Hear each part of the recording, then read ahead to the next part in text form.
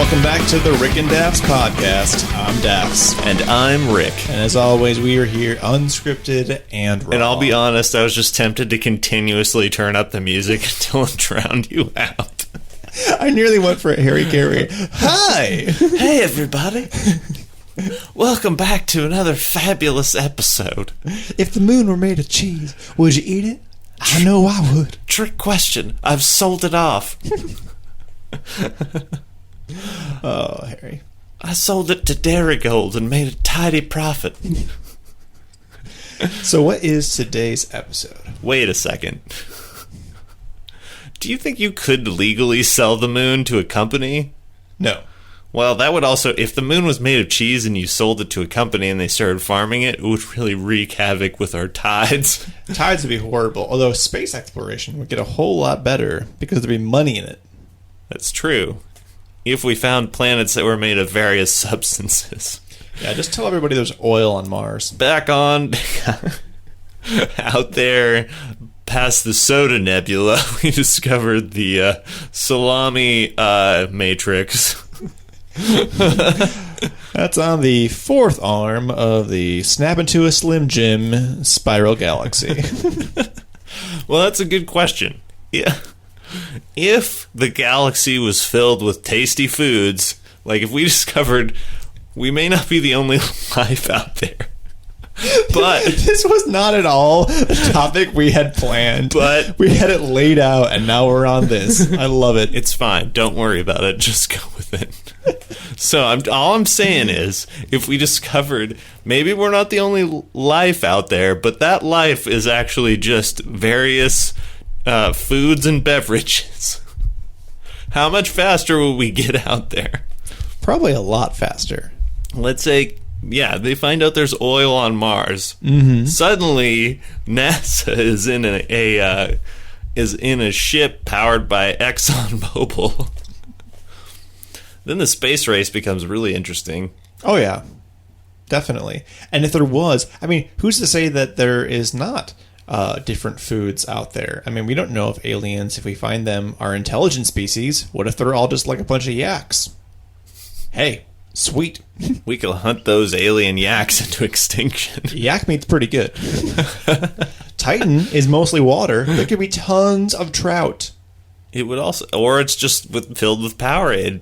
Yeah, that Blue Thunder, so good. Powerade Titan. That's the only Powerade LeBron drinks. Costs $10,000 a bottle. Actually, probably way more. Well, it depends on how much they're able to get at a time. Yeah, but still. See, then we'd be all rooting for like space travel to get faster, not so that we could go further, but so our products would cost less. My Humvee runs on oil from Mars, but it takes Amazon Prime 12 whole minutes to get me my shipment on time? This is ridiculous. This is crap. I'm going with the Facebook market. Much higher delivery rate, much faster.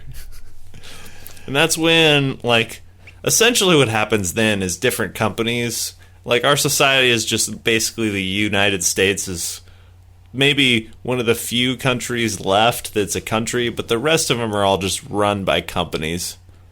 I mean, yeah. The only reason why the U.S. is left is because there's too many companies.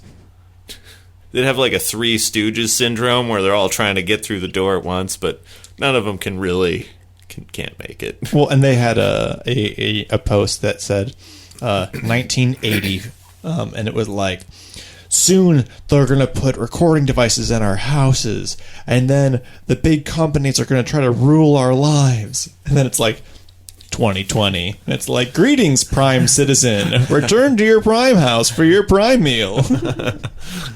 Soylent Prime. Yep. All right, well, that was a good diversion. I don't even know how long we've been recording, but that was totally worth it. I just got really excited and sidetracked after I started doing that Harry Carey bit, and so thank you for indulging me. I'll be honest with you, I don't even remember what this episode was supposed to be about, so Dafs, take it away. Oh, crap. This one was supposed to be about... We pause.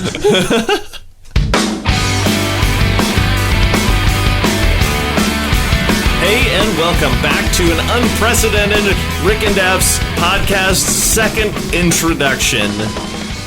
Because we literally forgot what we were talking about. We had to retrace our conversational steps. We just sat here and we're like, and then you said this, right? And then I said this. No, you're going to say it backwards. Wait, no, I think, okay. We have to do that way more than I am. This is not the first time. I'm embarrassed to say. Yeah. So then we figured out that if you just open your web browser, the last tab had exactly our subject. And what's more sad is that this was my idea. Yes. From weeks ago. And then I forgot about it because I got distracted by the moon being made of cheese and companies buying it. Anyways, before we get as is common for many people, before we get too far down that rabbit trail again, and I forget what we were talking about again, we are going to introduce a new segment I like to call Dear Dafs. And if I was really smart and clever, I'd come up with some sort of trendy, cool introduction that would play right now. I didn't have one. Anyways. So, we are going to read some questions from Dear Abby, and then Dafs is going to give us his advice. And then we'll see what Abby has to say, though I'm sure that after we hear Dafs' advice, we'll all agree that Abby should just, take a break, and she's not useful to us anymore. I will caveat this. I dislike people who call in or write in to Dear Abby, so I might be a little bit harsh. That's what I'm counting on. I thought you were going to say, you might not like the advice I give, and you might not like how I give it. Both true. That should also be the tagline for this. Anyways. If you don't like it, shut up. So this is my dramatic... I'm going to be dramatically reading these, just so you know. Okay. All right. This is... we'll just say that her name is Susan or something. Anyways, Susan writes... Last year was my son's first year of kindergarten. A child who was allergic to peanuts and soy, among other things, was in his class. Therefore, as a working mom, quick-fix peanut butter sandwiches were out of the question. The school was very cautious. They had a separate table in the cafeteria for children with allergies. What started to bother me was the fact that because this one child had allergies, treats for the other 20 kids were prohibited. Birthday cakes, candies, cookies, anything with eggs, etc. What is appropriate? And then she just goes on to complain some more, and then ask Abby what she should do. So, Dafs, first question. Did you like my dramatic reading? I loved it. I did it just for you. I loved it. Second question, what is your advice for this Susan? I think that's what we've decided her name is. Yeah, Susan, great question. Quick answer, stop being a terrible mother. That's all you got to do. Quick fix peanut butter sandwiches. You didn't write and jelly or and bananas. That's or true. And anything. Basically, she's just saying, why can't I give my kid a crappy lunch? Yeah. We all were kids, and we got I'm not too young to remember the peanut butter sandwich lunch.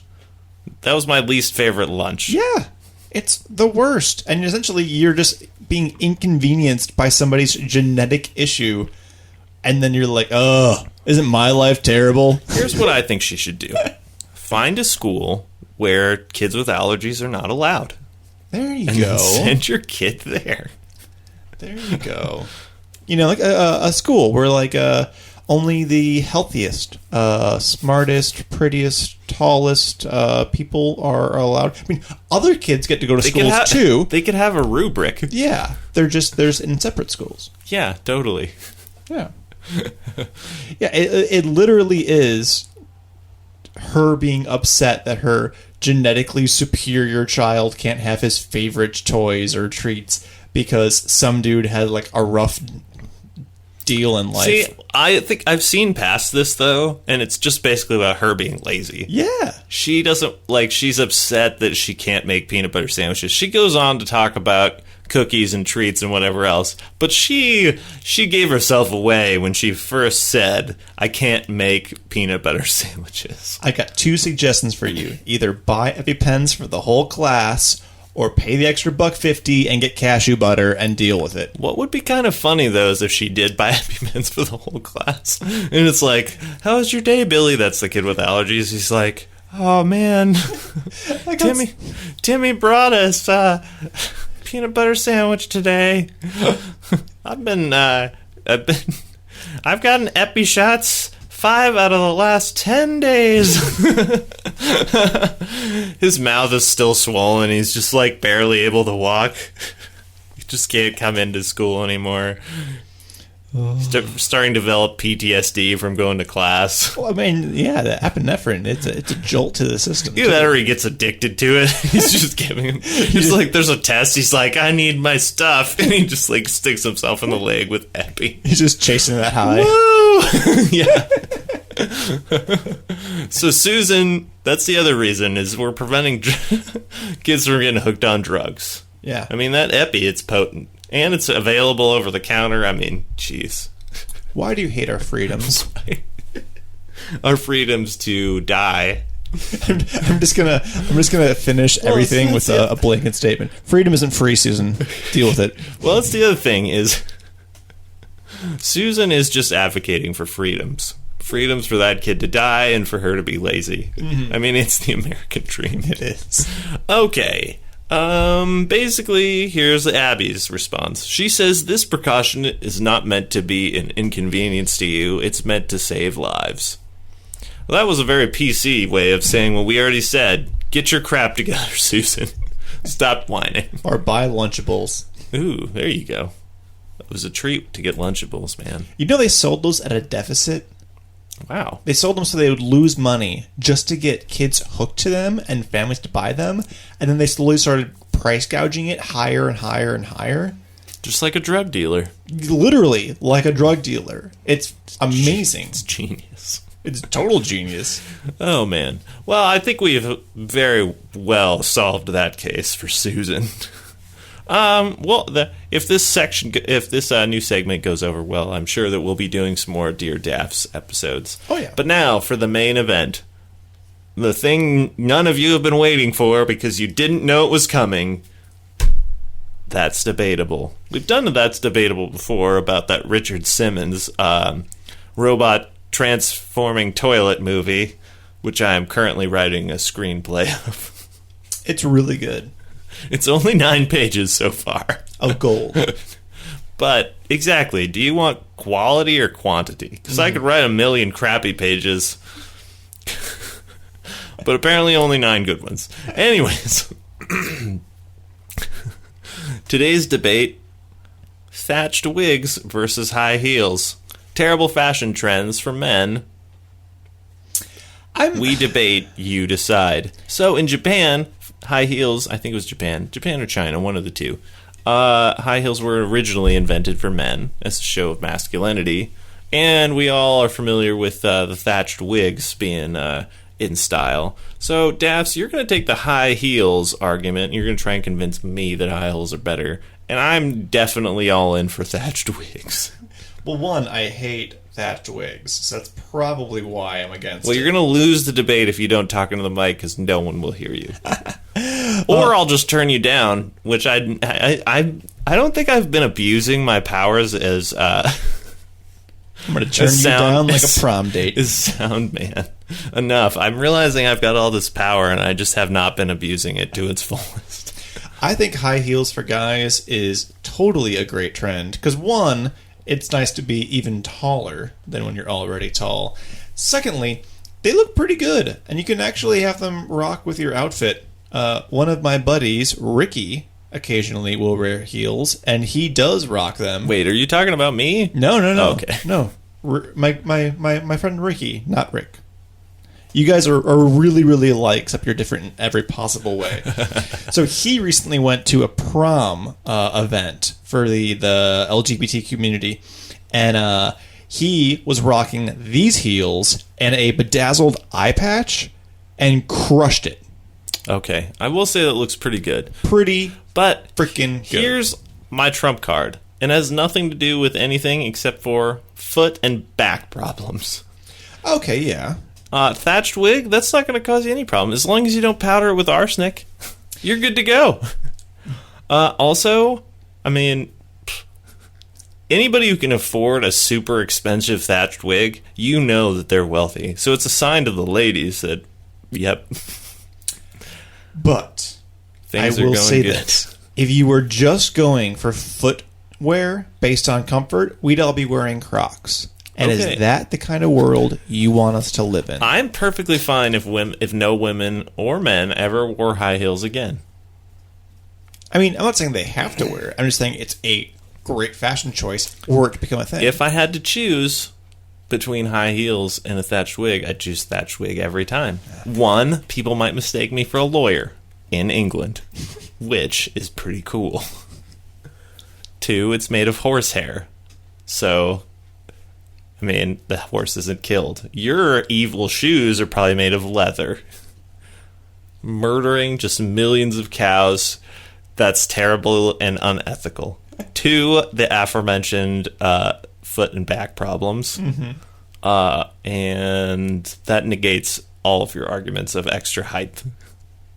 Unless you could get extensions in your heels to where they could go higher and higher.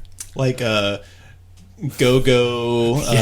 Some sort of go-go gadget footwear. Go-go gadget stilts. Although, if I could go-go gadget my thatched wig, I could hide tons of stuff in there. In fact, you know what? That's another reason why thatched wigs are just obviously better. I'd probably have some pins in there I could use to defend myself. Maybe a switchblade or some throwing stars. Those things were heavy, though. You'd have neck problems. Would I? You know what? All right, fine. I'm looking up how heavy a thatched wig is. Here at the Rick and Dafs podcast, we have the strangest browser history. This is why I can't get a girlfriend.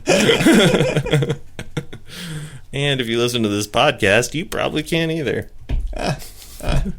All right, tell me some more reasons that high heels are better, because I'm clearly winning this debate. For self-defense, they're definitely better. Ooh. High heels, you can kick somebody, it will literally stab through their skin. I could strangle somebody with a thatched wig. You'd have to take it off, though. High heels are on your longest I could appendages. also use it to ready go. rappel down like something, like a wire. I could throw it over the wire and then slide down it. Like a zip line. I don't know how strong thatched wigs are supposed to be. Is it like burlap? It's horsehair. It's super strong. I'm just coming up with copious reasons why.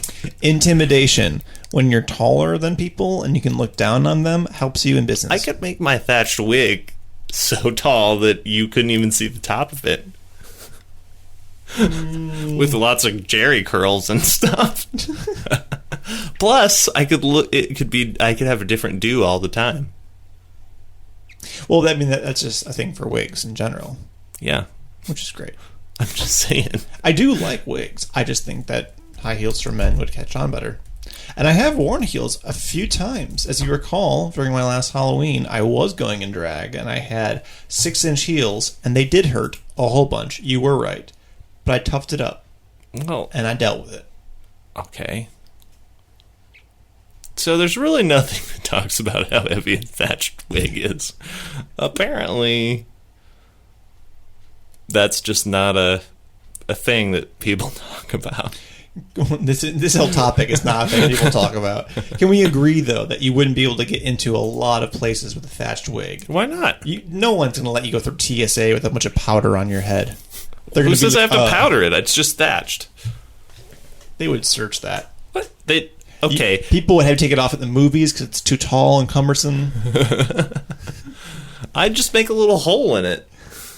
Also, if I was going to propose to somebody, I'd make it like into a heart, and then I'd put the ring in the center.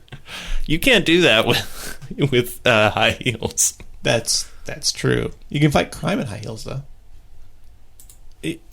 But I could fight crime with a thatched wig. Ugh. I'm just telling you. I could use it for a zip line. I could use it for so much stuff. In the trailer for Atomic Blonde, she uses it as a weapon Well, okay. I haven't seen the movie. It's You not could out put yet. some knives in there or something. Yeah. A literal stiletto. I mean, that would be pretty cool. That would be awesome. Apparently, when I look up thatched wig, it just types up thatched roofing. Which is not at all what we're trying to look up. I feel like I'm really convincingly winning this debate. So much so that I will let you filibuster for a little bit of time. You just want to come up with more reasons on Google. I'm just trying to find the weight of a thatched wig. That's all I'm saying. The weight of the standard thatched wig? Yeah.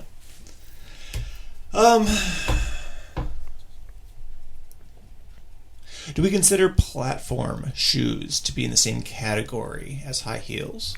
That is a good question. Because that changes everything.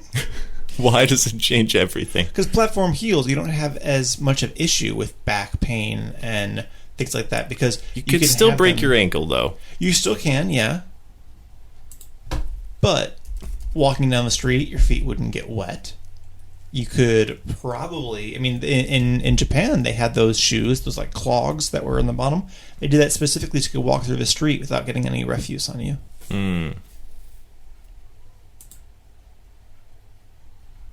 So I found an article on judicial attire. Because some of those wigs are huge. They're just enormous. It just makes them look even cooler. That's all I'm saying. How can you hear? It covers your ears in like this thick Maybe I don't hair. want to hear.